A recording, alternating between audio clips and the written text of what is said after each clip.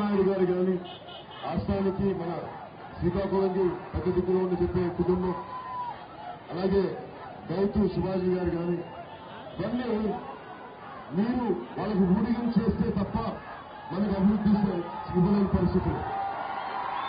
అంటే మేము మీ పక్కల్లో లేదంటే మన పలాసలో మన ఇచ్చాపురంలో కానీ అంటే తెలుగుదేశం పార్టీ కొమ్ము కాస్తే తప్ప అభివృద్ధి పథకాలు రావా? పోనీ శ్రీకాకుళం మనకి తిత్లీ తుఫాను వస్తే ఒక్కరు అందరూ అసలు బయటికి అన్ని బాగున్నాయి, అన్ని అసలు ఏమి నష్టం జరగలేదని చెప్తే ఫేస్బుక్ లైవ్ పెట్టి ఇక్కడ ఉన్న యువతతో సహా